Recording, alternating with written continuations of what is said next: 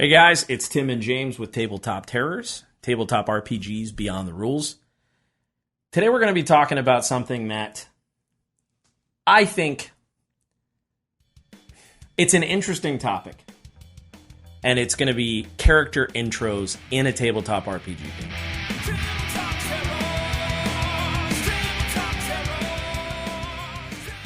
We're going to jump right in. James, I'm putting you on the spot. What role should character intros play, if anything? Well, I actually want to answer your question with a question. Go with whatever you're thinking. So here's the thing. Have you ever done character intros in a in-person game? Somewhat. Like yeah. everybody knows your name. You say, I'm so-and-so, and I'm wearing a brown tunic. It says I have blue eyes, but I have gray eyes. Right. No, I have. And it's usually while people are picking their nose, that's when they get up to get their pizza. Exactly. It's the part of the game where, hey, we're playing. Oh, okay, you're a dwarven bard. Sounds good. Oh, what's your name again? Okay, that's fine. This is my guy, though. You know? It is true. Most character intros that I've seen become okay, my turn.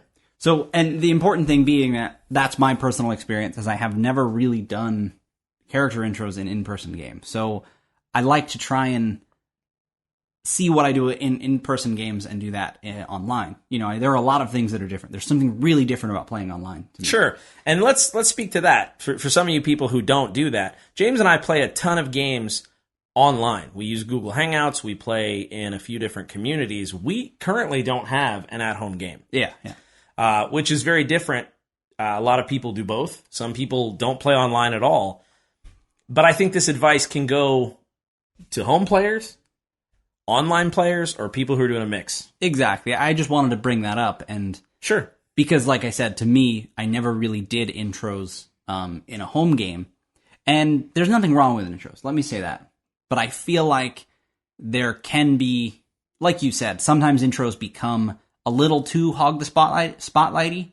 And the important thing about that is it's before the game has started.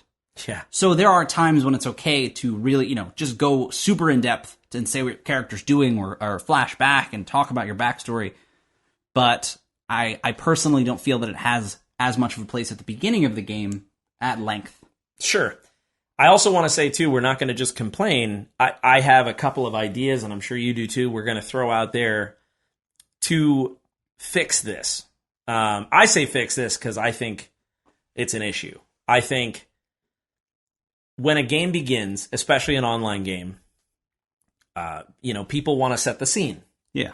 I understand that. I'm a very visual person, so I like to kind of imagine what we're looking at as well. But the thing where it gets, I think, distracting is when it becomes, okay, here's what my character looks like.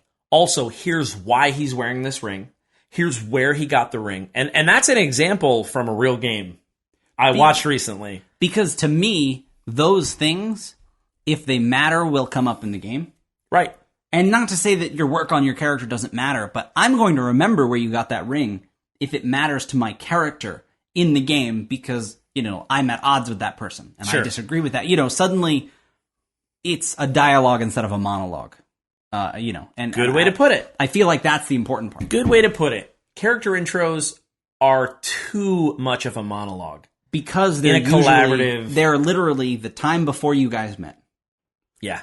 So that, and another thing that just bothers me personally, and I think that when I play in games like this, it's hard to really not pay attention, but it's hard for me to really absorb the information when somebody has pre-written, say 4 or 5 paragraphs about their character and they read it.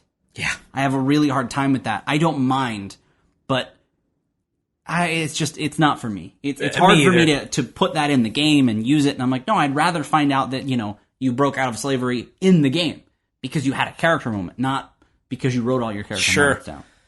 And so let me make a distinction based on something you just said. You said you don't really like it. In 2 ways. 1, I'm a viewer sometimes of online games. 2, if I'm in the game where that's happening, it's not as enjoyable because I think the desire to want to share your character is a good thing. And it's a strong desire, and I think that's part of the collaborative storytelling of tabletop games is we all do this work outside of the game and then bring it together to make something we couldn't make alone. So I do think it's important to reveal character. And yeah. And I get why it's exciting And to want to actually, kind of yeah. go, hey, I want to just tell you guys all this hard work I put in these last 2 weeks. That makes me realize something. You mentioned the word fix. And like I said, for some people that enjoy doing this or do it this way, Sure. It's not a big deal. I mean, if you like it, I would say this is a good way to change it up. Maybe try this out. And it's a good way, I think, if you ever feel like people don't seem to give much to your character in the way of like improv and story building in the game. You know, Sure. if you ever feel like your intro was really cool, but then later it feels like it didn't matter. The reason I bring that up is because on the flip side, this video isn't quite about this, but I still suffer with this a little, but my first few games I ran were like this. I would give the players everything as a GM. I would just spew and spew and spew, Right. and then they'd be like, okay, so then what do we do? And I'm like, the players were literally asking me what they should do. I'm like, okay.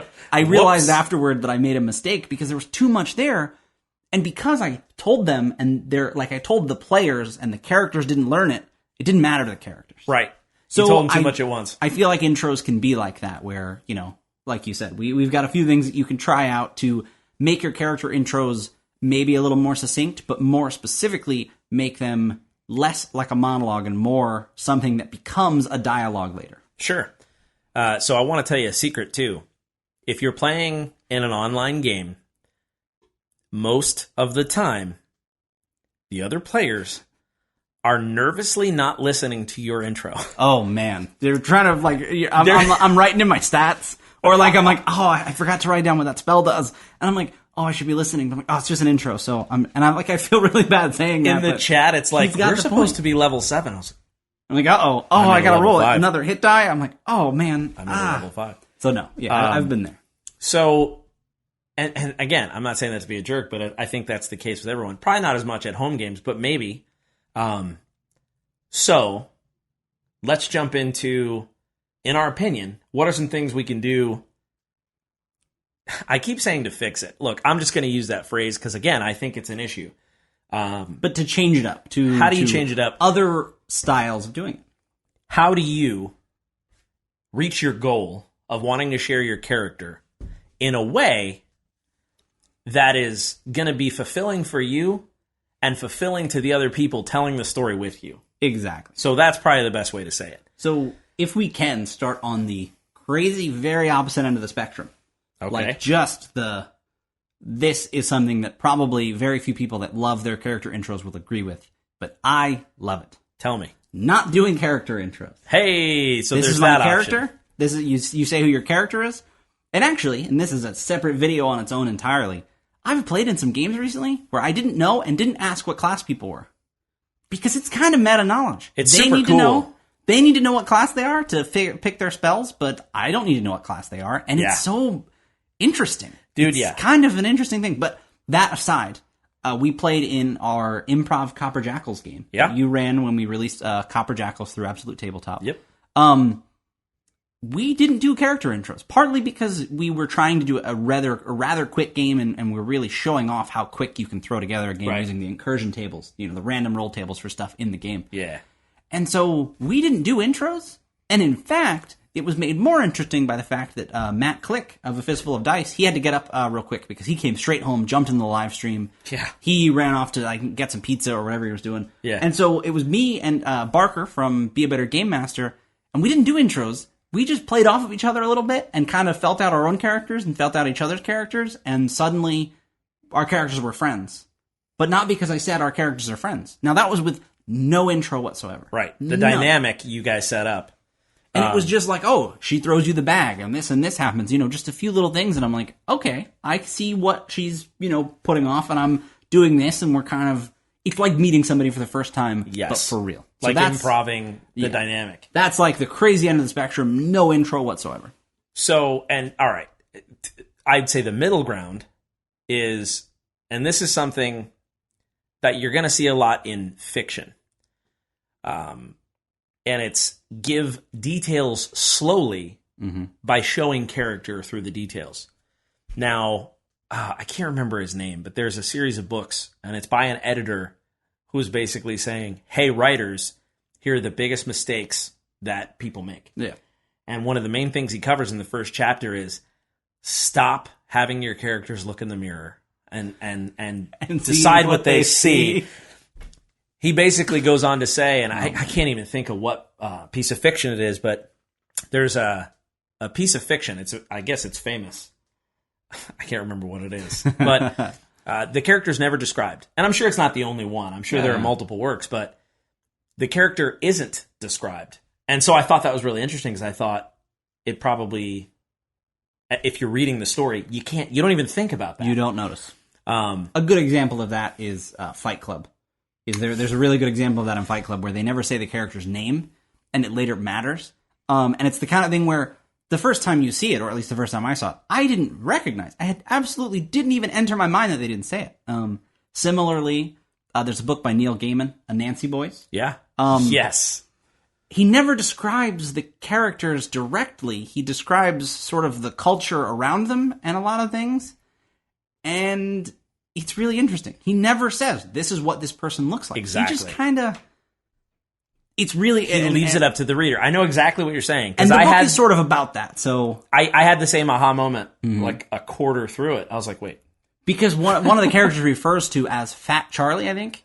Yeah. He never says he's fat. And in fact, it's a nickname that he's given, so it's almost as though... And the book is about gods and different things, and like how people portray them or think about them and their perception. So it's actually... It makes sense that, we create this avatar of the character based on what other people call him, but never are we told what they are. Exactly. Now, yeah, okay, that's getting a little bit crazy, but it's the kind of thing where no matter what, everybody in the game, unless you have a specific picture, if you have a cool overlay of a picture or show people what your character looks like, they'll never know what you see your character as.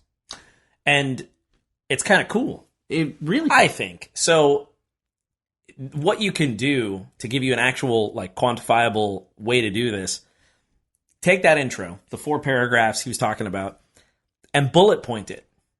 Now, you got to be careful with this, because you don't want it to be spread out ham-fistedness. You don't want it to be, okay, well, here's the concentrated me talking for 5 minutes about my character dispersed over the first 30 minutes. But let's talk about, if you have a particular kind of armor, a particular demeanor, a particular weapon, it's way cooler for that to be revealed. And every example I can think of would spoil little things in movies or games where they reveal a certain thing about a character. Because it's the reveal, yeah. Yeah, so, as an example, how much more powerful would it be if when you start the game, you just say, you see a copper-clad dwarf who appears weathered. That's it. Boom. Everyone, what color hair did you just imagine? What did you imagine a beard? What if he was beardless? These things can slowly come out as the game goes on, as we kind of play, and then I go, as he takes a drink of his ale, a signet ring glints in the torchlight. I don't go on to say, and it was a ring that his brother gave him. It's like... You can't tell from this far. It's more mysterious that way. Exactly. And then you kind of so I don't know. That's one way to do it. Bullet point out the key things that you're like, okay, here's what people would probably notice. Yeah. Here's what I want to convey. And then pepper it through the session. And even if you hold some of it back, that makes sense until, it makes sense to reveal it. Exactly. You're slowly, it's going to sink in and it's going to mean more to the other players and to the situation. In my Iron Heart of Innis game, 6 games I ran, I think, that you were in, your character, John Key, the players, as well as the GM, as well as any viewers, didn't know what class you were, and they were just so curious about your character, because you would do that. You would say something about your character, and you wouldn't explain it. And that's so much more interesting, because literally people were asking questions. Now, again... I want to come back to what you said, something you mentioned earlier, which the idea was you want people to like your character and you want to sort of make an impression, usually. Sure. That's what I go for. Yeah. And like I said, or like sort of we've talked about, the idea is, but if you just do that all at once, everything is on the same level. It's almost as though the whole character is one tone. It's monotone character because your signet ring has a dragon on it from your brother, but your hair is also black. I'm like, right. And I'm like, those details are basically on par with each other, yeah. But when that's you a mention, good point. When you mention, when you lump them all together, it's like, exactly, these things are of equal importance. Therefore, they're lumped together. And it's the kind of thing where when you mentioned that your character had like shards of like metal in his arm, I to some degree knew that had something to do with your religion, but you didn't explain it. Right. And the characters were curious, and it was kind of I don't know, it made for a really interesting game because we didn't know. Sure. In the same way that you're trying to figure out maybe who done it, whatever the story, as you're discovering the story, it's cool to also discover your own character to some degree, but also do so with the other people in the party. Totally. And I did that on purpose. And it was so good. It was really good. It was more fun, too, because it immediately makes a realistic, like you said, it evokes like someone meeting for the first time. Mm-hmm. You don't know everything about everybody. Yeah. So here's another tip I was thinking of, which is if the first one is don't do intros at all, the second one is make a list and spread it out. The third one is more of a, here's when you know you're hitting the red zone. Yeah. Don't give any history. Okay. Stick to just physical description, if you must. Like what is happening now. Exactly. Like you said, meeting for the first time. That's a really good way to do it. Like a character description that says, and he found his way here and I'm like, you're not allowed to do that. In screenwriting, the rule is you can't pepper in things in the description unless you're showing it on screen. Either telling it or showing it on the screen. You're not allowed to say, and this is Hank's brother. The rule is you have to somehow put that in a script so that the people out there know, or you decide not to tell them, and in that case, you don't put in the script that it's Hank's brother. The idea, though, is that if you must, just don't do a history. What does your character look like right now where you're describing them? Because just like you said, even if it's a little bit longer, if you describe your character as weathered, immediately I wonder why. I care less that he's a dwarf or that he's clad in copper, but I think, man, what has he just been through? And that's just not inherent. It's basically, it was immediate. That was the first thing that came to me. That was my first thought was, whatever his name is, whatever his class is, whatever weapon he has, why is he weathered? You know what I mean? Like, we're about to start an adventure. Maybe he's in a tavern, and I'm like, man, this guy he could have just fought for his life in the alley. Who knows? But I want to. Yeah, like here, I'm thinking this off the cuff. What if the only thing I describe to you is I say, there's a slight, half-elven man with a vicious black eye. That's it. Dude, that's where'd what this you guy, noticed about. Yeah, where'd this guy get a black eye? Why? Does he have a smart mouth on him? Did he earn it? Did he not earn it? Did he speak up when he shouldn't have? Did he speak up when he wasn't supposed to? No, that's the same thing. Did he speak up when he should have and got wrapped for it? And again, it's that. To me, this started as a video to really tell the players, people like, hey, if you want to spice up or change your intros. But again, it really is for describing anything. If you're describing as a GM, give them that little. Because your players, if they're curious about something, will ask questions.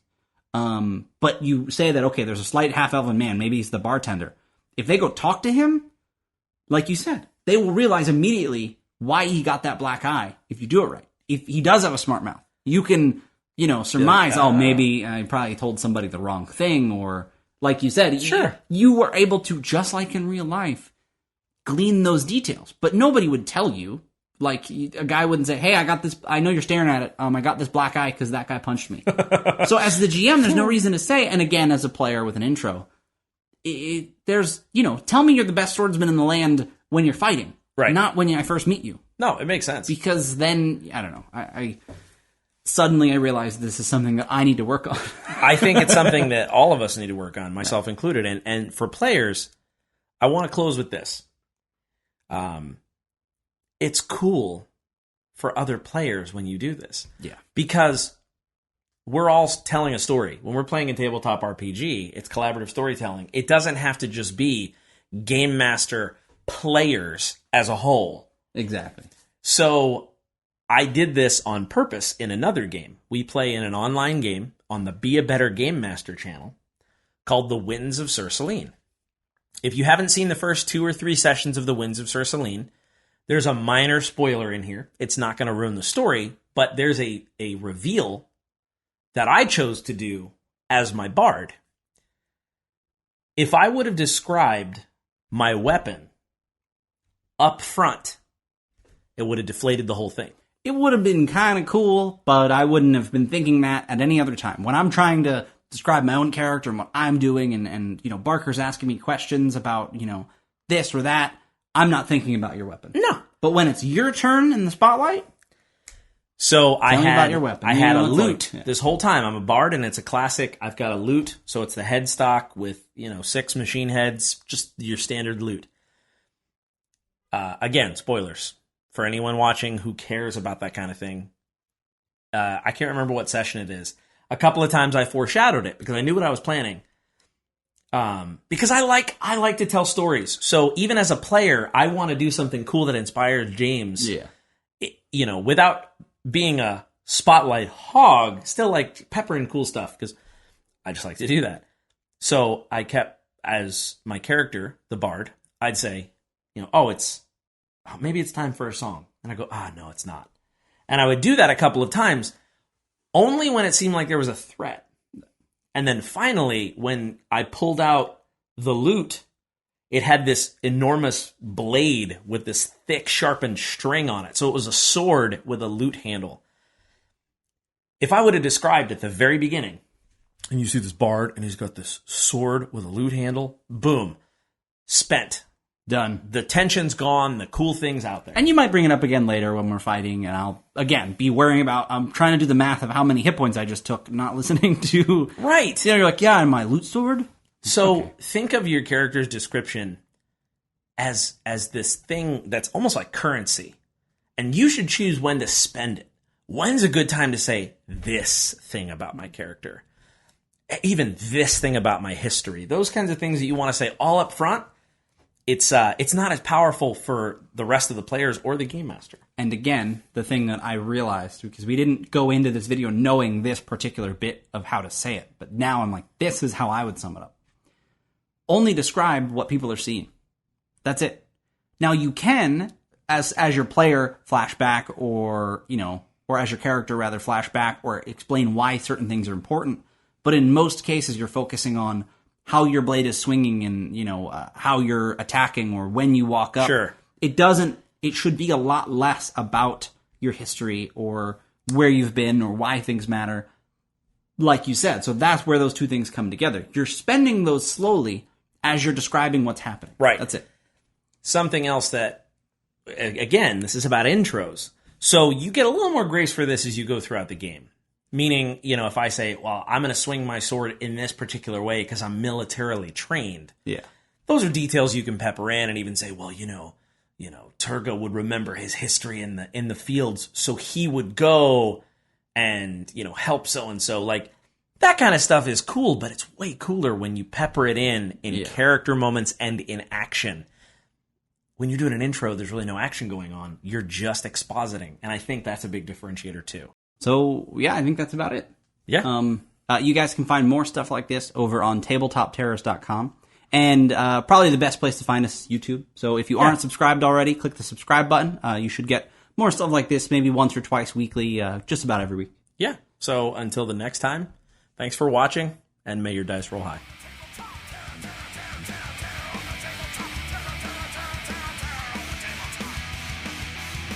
Tabletopterrors.com. Subscribe to our channel.